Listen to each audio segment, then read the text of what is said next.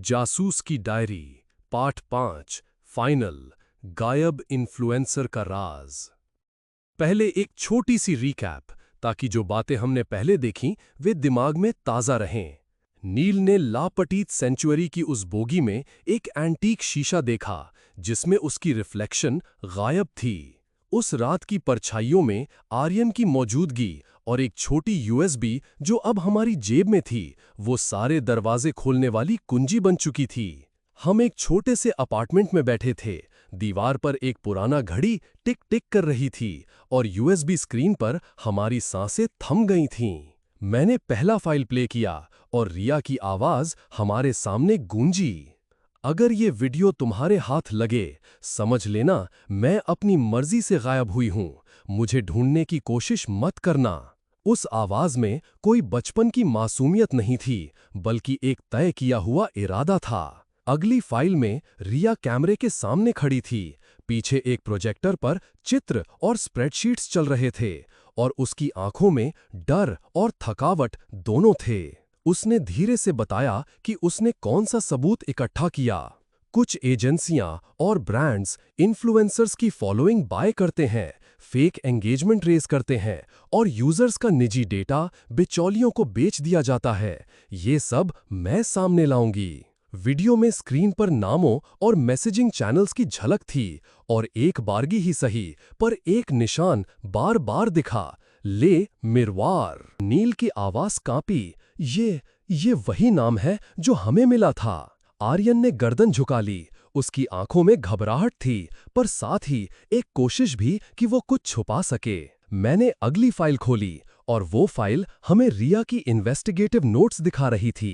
उसमें लिखा था ट्रांजैक्शंस, शेल कंपनीज के नाम और एक सेंट्रल नोड, एक सीक्रेट नेटवर्क जो पब्लिक फिगर्स, ब्रांड्स और डेटा ब्रोकर्स को जोड़ता था। ले मिरवार एक कोड नेम था। उसने लिखा था, एक आईना जो उनकी सच्ची शक्ल दिखाता है पर जो किसी की निगाहों में नहीं आना चाहिए। रिया ने स्क्रीन रिकॉर्डिंग के जरिए बताया कि कैसे एक कैंपेन के पीछे हजारों फेक अकाउंट्स यूज किए गए और कैसे यूजर डेटा को एनोनिमाइज करके बड़े बिडर्स को बेचा जाता था। उसने फिलहाल सीधे नाम नहीं लिए थे, पर आईपी ट्रेल्स, पेमेंट फ्लोज और कुछ एन्क्रिप्टेड मैसेजेस की सौगात वहां साफ थी। फाइलों के बीच एक पर्सनल नोट भी था। रिया की हाजिर जबान पंक्तियां मैंने दिखाई पर मुझे पता चल गया कि ये लोग किसी भी साक्ष्य को मिटा देंगे। मैं सामने आऊंगी तो वे नहीं छोड़ेंगे। इसलिए मैंने छुपना चुना ताकि सच्चाई जिंदा रहे, मेरी जान नहीं। नील ने छोटी टूटती हुई आवाज में कहा, तो उसने खुद को क्यों छोड़ा? उसने हमें क्यों नहीं बताया? आर्यन की आंखें नम हो आई। मैं सोचता था कि मैं उसे रोक लूंगा, पर उसने मुझसे कहा, तुम्हें इसमें नहीं घसीटना। मैंने खुद से पूछा, क्या रिया के गायब होने की वजह सिर्फ धमकियां थीं? पर हर जवाब के पीछे एक और सवाल छिपा मिलता। हमने यूएसबी की एन्क्रिप्शन कीज ट्राई की और एक हिडन फोल्डर मिली जिसमें रिया का आखिरी मैसेज था, रिकॉर्डेड डायरेक्टली टू कैमरा। उसने कहा, अगर मैं मर जाऊंगी तो ये सब उड़ जाएगा, पर अगर मैं गायब रहकर इन दस्तावेजों को किसी सुरक्षित हाथ तक पहुंचाऊं तो सच सामने आएगा और वे पकड़े जाएंगे। उस वक्त मैंने देखा कि रिया ने सिर्फ सबूत नहीं छोड़े थे, उसने एक प्लान भी छोड़ा था। प्लान में बताया था कि किस तरह एविडेंस को स्मॉल रिडंडेंट पार्ट्स में स्प्लिट किया गया था। कुछ यूएसबीज, कुछ हिडन क्लाउड कीज और एक फिजिकल डिपॉजिट बॉक्स जो पेरिस के आउटस्कर्ट्स में था। ले मिरवार सिर्फ एक हैंडल नहीं था, वो एक क्लैंडस्टाइन ग्रुप था जिसकी पहचान बारीकी से छुपी हुई थी। रिया ने उसकी पहचान चमकने से पहले ही उसे उजागर करने की चतुराई दिखाई। नील ने हाथ मथते हुए कहा, तो वो अब कहाँ है? वो कहीं सुरक्षित जगह पर है क्या? मैंने यूएसबी अपने हाथ में कसकर पकड़ लिया।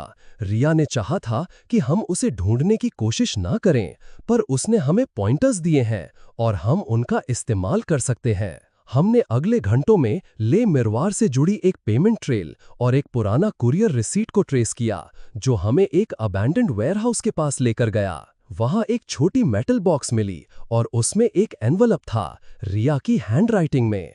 अगर तुम ये पढ़ रहे हो, तुम भरोसे लायक हो। मैं अब सेफ हाउस में हूं, मैं वापस नहीं आ सकती, पर मैंने सबूत सुरक्षित रखे हैं। ले मिरवार का सामना तुम कर सकते हो और ट्रूथ को बाहर ला सकते हो। एनवलप में एक फाइनल क्लू था, एक एड्रेस और एक टाइम स्टैम्प्ड फोटो जिसमें रिया ने खुद का एक हिस्सा दिखाया था। उसकी साल की एक छोटी सी टैटू जिसे केवल उसके बहुत करीबी लोग जानते थे। ये सबूत हमें यकीन दिलाने के लिए था कि रिया ने सब कुछ प्लान करके छुपाया था। ये भाग भाग कर दिया हुआ सच था ताकि कोई भी सिंगल ब्लो उन्हें मिटा ना सके। हमने फैसला किया, ले मिरवार के खिलाफ लीगल रूट अपनाएंगे और पब्लिक एक्सपोजर के लिए एक मजबूत डॉसियर तैयार करेंगे। पर उससे पहले हमें रिया की सेफ्टी सिक्योर करनी थी। अगले दिन हम सेफ हाउस पर पहुंचे और वहां मिली एक ताज़ा नोट, मैं तुमसे नहीं मिल सकती, पर मेरा काम पूरा करो। रिया ने खुद को इंटेंशनली इनविजिबल रखा। उसने जानबूझकर अपनी पहचान बदल ली। नई डॉक्यूमेंट्स, एक नया फोन नंबर और कुछ ट्रस्टेड एक्टिविस्ट्स के साथ कोडेड कम्युनिकेशन। उसका मकसद सिर्फ खुद को बचाना नहीं था, वो चाहती थी कि जो लोग उसकी सच्चाई को सुनेंगे वो शांतचित्त होकर और बिना डर के उस सच्चाई को फैलाएं। हमने एविडेंस को एक ग्लोबल जर्नलिज्म कलेक्टिव को भेजा, एन्क्रिप्शन के साथ और सेफ चैनल्स के जरिए।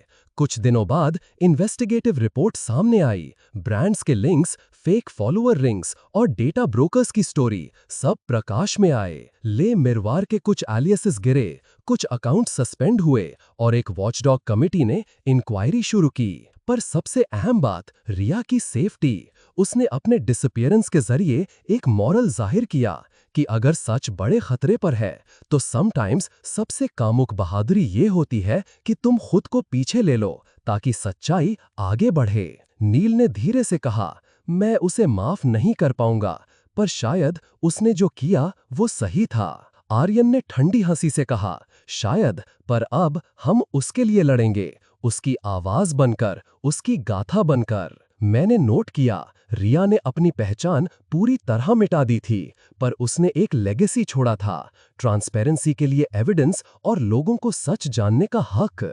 उस रात मैं अपनी डायरी में लिखा, कभी कभी सबसे बड़ा बलिदान शब्दों से नहीं नापते, वो उस शिखर पर नापे जाते हैं जहां एक इंसान अपनी गुमनामी देकर सच्चाई जिंदा रखता है। तो दोस्तों, रिया ने खुद को छुपाया क्योंकि उसने एक जाल देखा था जो बहुत बड़ा और खतरनाक था। उसने अपने सबसे करीबी लोगों को बचाने के लिए भी यही रास्ता चुना। हमने ले मिरवार के कुछ चेहरों को उजागर किया और रिया की कहानी ने कई सिस्टम्स में सवाल खड़े कर दिए। पर रिया व्यक्तिगत रूप से अब एक शैडो में है और शायद वही उसकी सबसे बड़ी जीत है। अगर आप इस कहानी से जुड़ना चाहते हो, लाइक करो, सब्सक्राइब करो और बेल दबाओ। और याद रखो, कभी कभी सच्चाई की कीमत चुकानी पड़ती है, पर सच्चाई ही हमें आगे बढ़ाती है। मैं अर्जुन पेरिस की परछाइयों से विदा ले रहा हूं।